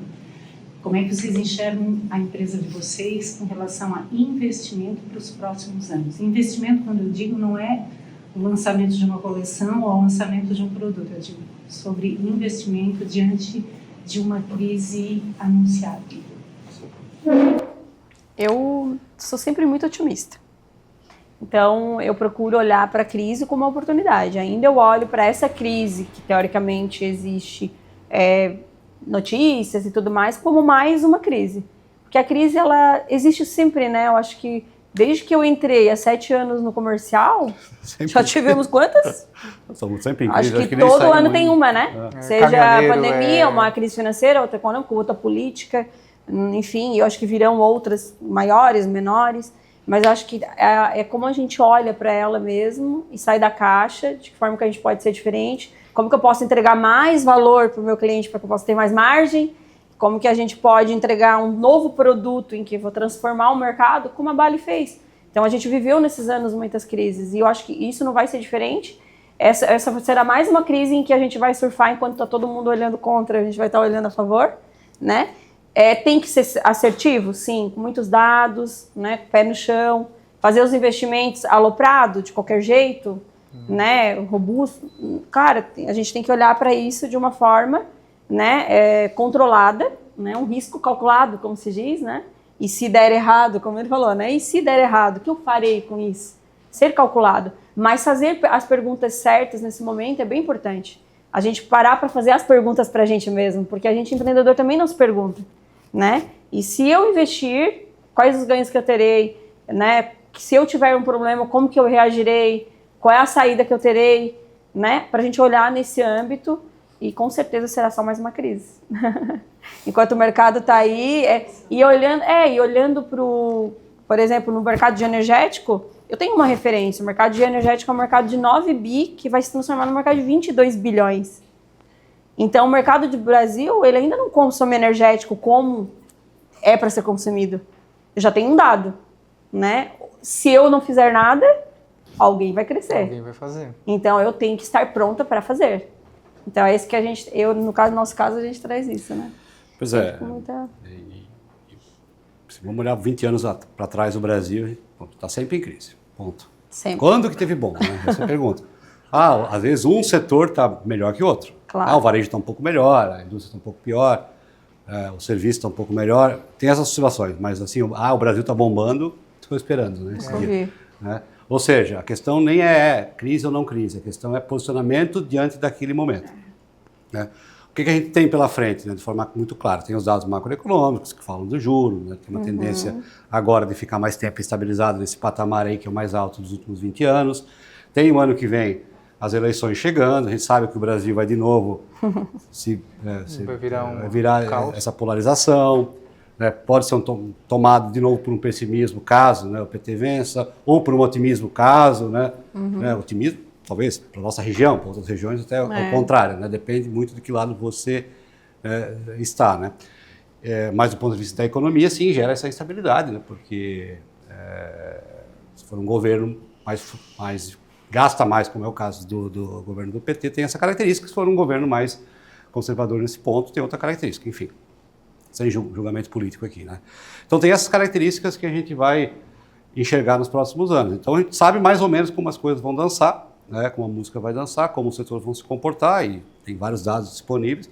A questão aí é você conseguir posicionar as suas pedras dentro desse tabuleiro, né, criando plano A, plano B e plano C e todas as possibilidades. Agora, investimento, né? É aquilo que eu falei no início. Sem uma crise anunciada, então não vou investir. Será? Né? Será que não é justamente o contrário? Né? Será que não há uma necessidade justamente de investimento nesse momento? Né? Obviamente, dentro da natureza do seu negócio, dentro dos cuidados, da consistência necessária para o seu negócio. Mas não me parece uma boa ideia recuar no momento que está todo mundo recuado. Né? No momento que está todo mundo recuado, alguém precisa dar o primeiro passo até para tentar tomar mercado daquilo que está recuado. Porque a briga vira contra o concorrente, porque o mercado não está crescendo. A gente ganha muitos pontos na frente aí, né? E o mercado existe. O problema é que ele está ocupado por um outro player. Né? Se você consegue tomar espaço daquele player, né, faz toda a diferença. Então tem muito dessa natureza. É difícil. Né? Não tem uma regra aqui. Né? No nosso caso, estamos investindo, estamos construindo. Mas vamos continuar também. Estamos... acreditamos, né? E não é, se eu olhar para fora, talvez eu me preocupe um pouco mais, se eu olhar para dentro, para as nossas competências, a gente consegue. É isso aí. Então vamos fazer a coisa acontecer. O Hugo também tem o fator de que a gente é que leva a máquina para frente, né? Então, a nosso convencimento perante o time, a gente leva, né, toda essa estratégia à frente. Começa na liderança, então começa na gente a crença, o paradigma, o medo, e daí vai transformando o time também, e aí sim vai gerando um efeito, uma espiral negativa. 50%. Então isso começa da gente. Concordo. Sim, eu entendo desse efeito positivo que a gente tem que estar transmitindo e tal, mas a minha pergunta era mais sobre investimentos, né? Sim. Muito obrigada. Vamos investir. Oi, Dai. A minha pergunta para a Dai. Eu queria saber como é que foi a estratégia da Bali junto com a CIMED, uma empresa farmacêutica como de energético. Como que surgiu essa conexão de vocês? Sim. A nossa conexão foi genuína, né? A gente disse que foi uma conexão verdadeira. Eu tive a oportunidade de conhecer o Adib num jantar da LID, que é uma na verdade é uma união, né, de empresários, um grupo muito forte. E eu conheci ele no jantar, tive a coragem, né, de me apresentar, né, porque aí a coragem veio de novo. Eu disse que eu queria conhecê-los, porque eu admirava ele, e era de vendas, eu estava na área de vendas, então eu queria conhecer ele por ser, né, essa pessoa incrível de vendas. Ali a gente já se conectou, a gente fala que deu match, né, a gente já se conectou na hora. Ele disse, não, tu vai lá na CIMED semana que vem que a gente vai fazer um produto juntos e tal. Eu já quero fazer um energético com o nome da CIMED. Eu assim, então tá. Então a gente já, em um mês, né, aí veio a nossa agilidade, porque a gente realmente é ágil. A gente fez esse produto em um mês e hoje ele vende o energético Fly Now para as farmácias. Então a gente tem uma collab, né, um energético em que ele vende com a marca Bali, CIMED nas farmácias, e eu vendo no varejo também como produto sem açúcar. É uma conexão genuína, né? A gente fala que as collabs, elas são colaborativas, né? Ele acessa um público jovem da Bali, que ele não tinha acesso, certo? Que talvez ele não tinha tanto acesso ao público adolescente, né? O jovem que consome energético e acessa e toma conhecimento da marca. E a gente acessa o público farmacêutico, porque a gente não tinha venda nesse segmento, né? Então, assim, é uma conexão genuína, verdadeira para os dois, porque eu acho que as collabs, elas têm que ser colaborativas mesmo, Sim. onde duas empresas ganham, né? A gente sempre fala que seja interessante, não seja interesseiro, né? Então a gente acaba sendo, com isso, a gente acabou sendo interessante para ele sendo interessante para nós, e a gente criou aí não só isso, né? A gente transformou em outros negócios. Hoje eu produzo para ele um produto, a Bali produz hoje um produto que é o Ressaca, né? Produto Ressaca, que é um produto também, estou produzindo agora o isotônico, né, também que tem collab com o Neymar. Então a gente faz outros negócios e vai criando outras conexões, e o legal é que o Adib fala muito que conexões geram conexões, né? Exato. E realmente, né, a partir desse momento a gente conheceu outras pessoas através dele, ele conheceu outras pessoas através de nós, então isso vai se multiplicando. Quando é verdadeiro e genuíno, isso se transforma em coisas extraordinárias, né? E hoje eu considero ele um grande amigo. Adoro, é uma pessoa incrível, realmente é um empresário fora da curva, né? A Adib realmente é admirável, ele é aquilo que vocês vejam, de fato, que vocês vejam ali na internet, ele é de fato isso, uma pessoa muito batalhadora, e a gente se conectou muito porque a gente fala que a gente tem os mesmos valores, né? É uma empresa familiar, batalhadora, né? Todo mundo veste amarelo, nossos times já se misturam tudo. Já são tudo amarelo, a gente é né? tudo junto e misturado, a gente tem até as figurinhas ali que a gente fala, junto e misturado. Porque o time dele está no meio do nosso time, a gente está numa feira, a gente se mistura tudo, a gente empresta minha feira para ele empresta a dele para mim, e a gente já, né, Então a gente foi uma conexão muito legal, assim. Que bacana. Agradeço muito a Deus aí pela oportunidade de ter conhecido eles. E como é uma questão de coragem, né? Tipo, o pessoal isso. costuma dizer assim, eu sou carudo também, assim, então eu tô no lugar, eu peço, eu fui chamando vocês, então... E tem que ser verdadeiro, isso, né? Não tô ali, né? Às vezes a gente fala, né? Às vezes a gente tá num lugar e a gente não é interessante, a gente é interesseiro. Eu quero fazer uma foto... Cara, mas por que não se conecta primeiro com a pessoa, né? Se interessa pela pessoa. Se interessa pelo Google, né? E aí me conta como foi. Isso se torna interessante a conversa, a gente se torna interessante. Mas a gente age, às vezes, muito precipitado, né? E acaba atropelando tudo. E aí então... se afoba, né? Afobar é diferente de ser ansioso, né? Tipo, isso aí, muito... Gabi, vamos lá, tem mais uma pergunta. Vamos lá. Boa noite, foi bem bom, bate-papo bem rico, né? Como executiva de marketing, a La Moda é sempre uma referência para mim, até no Empreende eu comentei sobre o case das irmãs, vi o Hugo, aquele Hugo tímido, introspectivo, né? Tive essa oportunidade e é muito bacana ver a tua evolução. É uma coragem ter uma marca que tem uns founders que criaram comunidades que são referência no mercado, que faz muito bem como poucos, né? Sim. E a marca acaba tendo uma cara diferente do que eu vivi, a experiência de Eliane, Decor Tiles, né? Que às vezes fica mais no bastidor, e ali a marca acaba tendo um rosto, uma persona realmente. Como lidar com toda essa imagem e lidar com as críticas, gestão de crises, principalmente nas redes sociais? Vocês passaram por momentos desafiadores que saíram muito bem, mas como é lidar com esse emocional e proteção de marca? Última pergunta. A gente, quando você decide de fato por um posicionamento, você precisa estar disposto de fato a lidar com aquilo com autoridade e legitimidade. E ser legítimo significa ser autêntico em qualquer situação, seja uma situação mais favorável ou menos favorável, porque são esses momentos que criam as conexões. Se a gente for só simplesmente lá ter uma postura artificial, que aparece só nos momentos positivos, não é humano. As pessoas se conectam com a verdade, né, com a realidade, e a verdade é isso aí. E especialmente se você adota uma estratégia que você é ostensivo nas redes sociais, está assim sujeito a lavar uma roupa suja ali, a resolver as coisas ali, né? E tá tudo certo. Né? Tá tudo certo. Então, acho que quando se faz essa escolha, você precisa estar muito resolvido quanto a isso. Né? E no nosso caso, a gente está muito resolvido quanto a isso, porque a gente sabe que, por exemplo, assim, a Virgínia estava conosco, né, esses dias está no meio de uma confusão ali, com a história das bets, enfim. Isso, de fato, atrapalha. Né? Mas faz parte da realidade de que, então, quando a gente escolhe alguém assim, porque ela é autêntica, a gente quer alguém autêntico, a gente tem que saber que vem junto, né, toda a vida dela, toda a exposição que eventualmente ela possa ter diante de qualquer situação, que é o que acabou acontecendo nessa situação. Agora, ninguém chega aonde chega sem reputação, né, e ela é um bom exemplo. Né? Então, ninguém tem 55 milhões de seguidores sendo qualquer coisa. Né? Não é. É porque você é muito boa e porque você tem uma reputação, você tem uma história, você tem uma construção.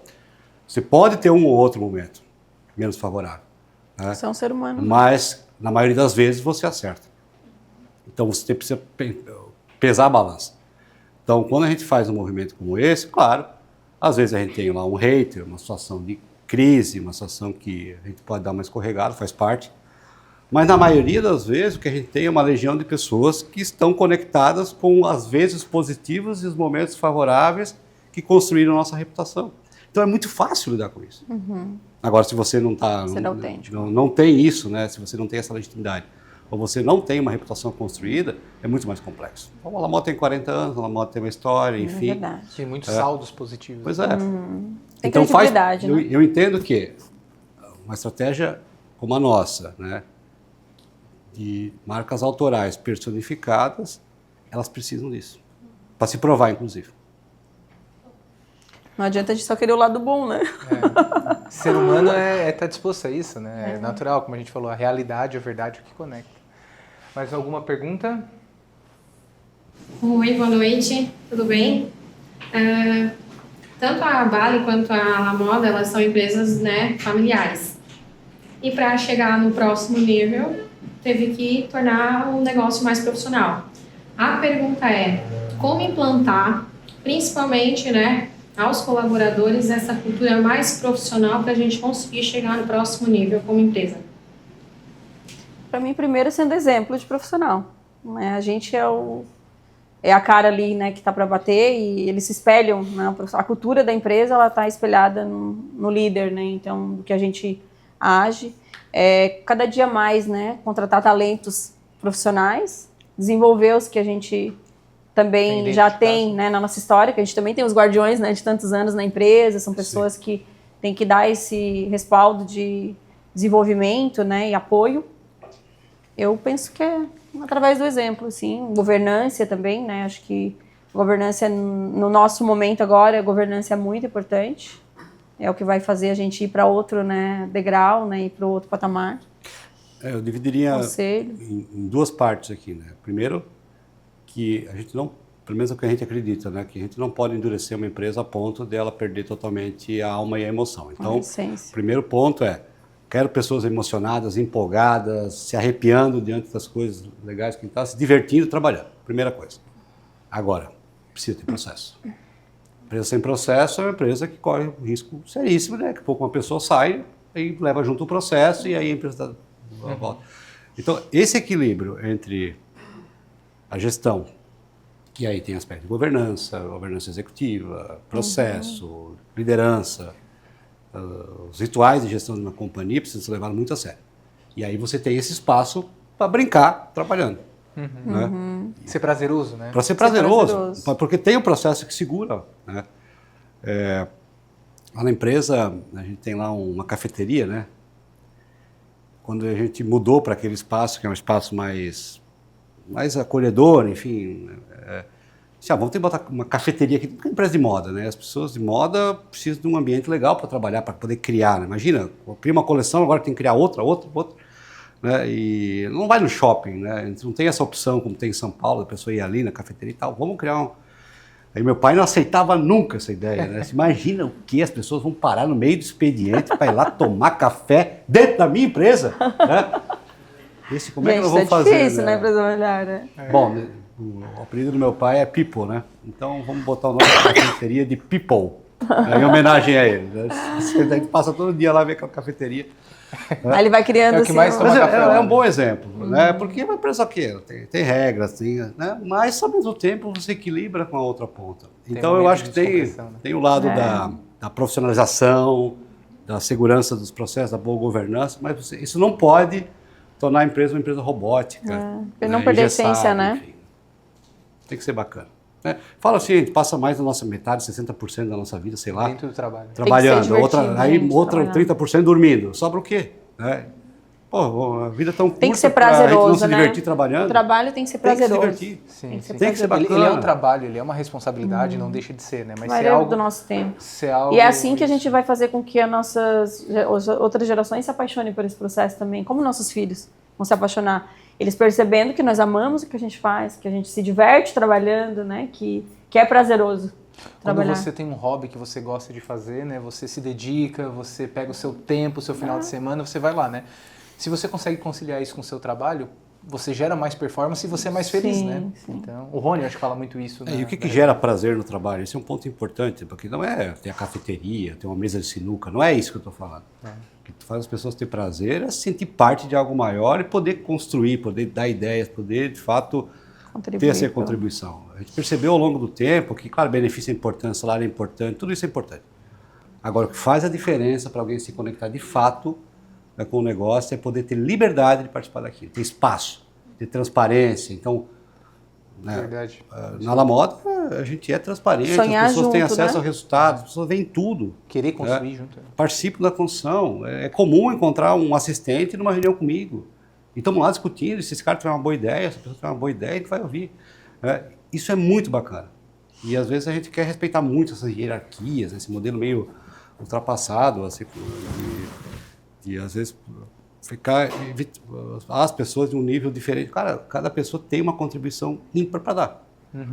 Pode ser, às vezes não é acadêmica, mas pode ser de vida. Isso. Né? Isso tem muito valor. Então a gente precisa explorar o que as pessoas têm para oferecer, dando espaço para elas. Última pergunta de ouro, se tiver. Boa noite. Boa noite. Bom, eu venho de uma empresa familiar também e olhando vocês é muita inspiração pra gente, há muitos anos já. E a minha dúvida é pros dois, na verdade, eu queria assim um feedback dos dois. Como que foi pra vocês a delegação de funções entre pais e irmãos? Tanto na Bali quanto na Alamoda. Essa pergunta não é mole, Mas não, vai hein, pensando. Rodrigo? Essa deixa os dois quietos. Então, Não é mole, não. No meu caso, qual a diferença de idade pro teu irmão? 4 anos. A minha é 5 e 4, né? Foi um pouco mais fácil, porque no início, claramente, cada um se posicionou de um lado, né? Então, eu me posicionei como um cara da gestão, né, que tinha um perfil, e a Bruna já era uma pessoa da moda, não queria nem saber de estudar, né? Tava louco para abandonar tudo e vir trabalhar, né? Então, claramente, cada um foi por um espaço, né? E claro, né? Às vezes, assim, hoje é muito bom, né? Ter as diferenças, mas imagina, 2 irmãos que passam a vida inteira se brigando, justamente por serem diferentes, né? Não vai ser diferente no trabalho. Então, no trabalho, sim, tinha muito essa questão de um querendo ter o dono da razão, o certo é assim, não, o certo é assado, né? Mas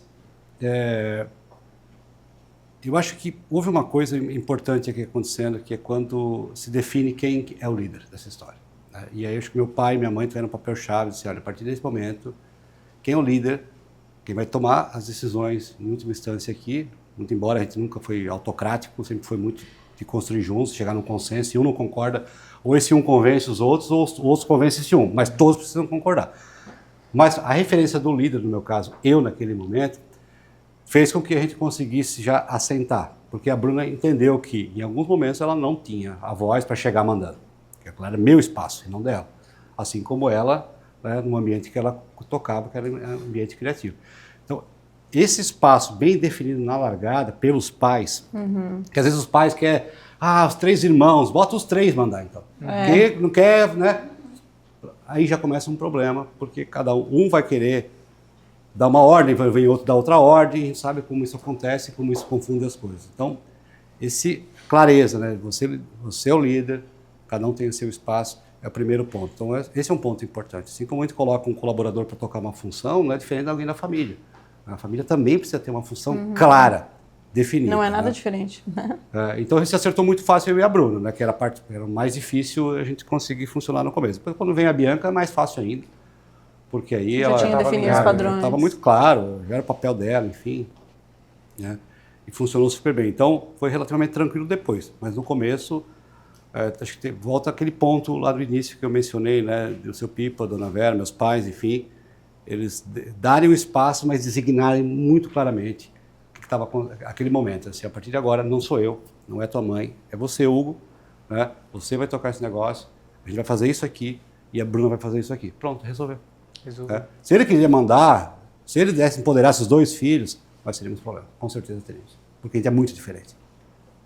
No nosso caso também, a gente é bem diferente. Eu e meu irmão somos 880. E é lógico que até se enquadrar isso, né, de definir os papéis, pode passar por algo, mas a gente também sempre se deu muito bem. A gente sempre a gente era irmãos que sempre nos demos bem. Daí depois chegou um momento em que a gente era financeiro juntos, né? Então eu cuidava mais do resultado da empresa, controladoria, e o Marinho sempre cuidando do financeiro, né? Enfim.